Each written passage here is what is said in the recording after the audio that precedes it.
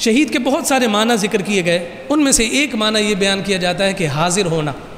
شہید کا معنی ہوتا ہے حاضر ہونا، اور احادیث کی کتب میں ہمیں یہ بڑی صراحت کے ساتھ نظر آتا ہے۔ غزوہ احد میں حضرت جابر کے والد جناب عبداللہ کا وصال ہوا، یعنی شہید ہو گئے، اور جب شہید ہو گئے تو اس وقت بہت زیادہ واویلا تھا، آپ کے خاندان کے افراد بہت رو رہے تھے۔ تو حضور نبی رحمت صلی اللہ علیہ وسلم نے جناب جابر سے کہا کہ انہیں خاموش کرو اور ان سے یہ کہو کہ اللہ رب العزت آج سے پہلے کسی شخص کو بلا حجاب نہیں ملا، جس سے بھی ملا ہے پردے میں ملا ہے، لیکن تمہارے والد عبداللہ قبر میں گئے ہیں تو اللہ رب العزت نے انہیں بلا حجاب دیدار عطا کیا۔ اس وقت جناب جابر نے عرض کیا کہ یا رسول اللہ، جب اللہ نے میرے والد سے ملاقات کی ہی ہے اور آپ نے اس رات سے پردہ اٹھا ہی دیا ہے، تو اب یہ بھی ارشاد فرمائیے کہ میرے رب نے میرے باپ سے کیا گفتگو کی ہے۔ تو آقا کائنات صلی اللہ علیہ وسلم نے فرمایا کہ آپ کے والد سے میرے رب نے یہ دریافت کیا ہے کہ تمہیں شہادت کا مرتبہ دے دیا ہے، کسی اور چیز کی خواہش ہے؟ تو تمہارے والد نے جواب میں کہا ہے میری خواہش یہ ہے کہ میں دوبارہ زندہ کیا جاؤں، پھر جا کر لڑوں،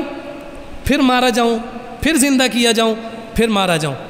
تو حضور علیہ الصلوۃ والسلام فرماتے ہیں کہ میرے رب نے کہا کہ نہیں، یہ میرے قدرت کے قاعدے کے خلاف ہے، یہ ممکن نہیں ہے، اس کے علاوہ کوئی اور خواہش کا اظہار کرو۔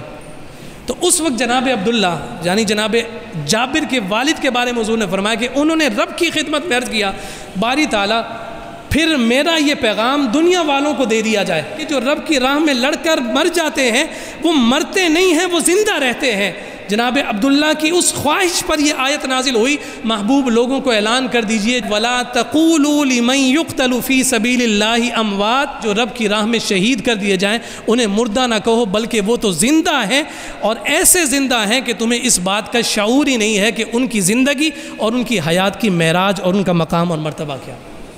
تو یہ حاضر ہونا کے معنی شہید میں پائے جاتے ہیں۔ یہاں یہ بات ذکر کی گئی کہ یہ خواہش کیوں ذکر کی گئی اور یہ کیوں عرضی پیش کی کہ مجھے دوبارہ زندہ کیا جائے پھر میں مارا جاؤں؟ تو اس پر فرمایا کہ اس کا سبب یہ ہے کہ جو لذت، جو تاثیر، جو چاشنی سر کو تن سے جدا کرواتے ہوئے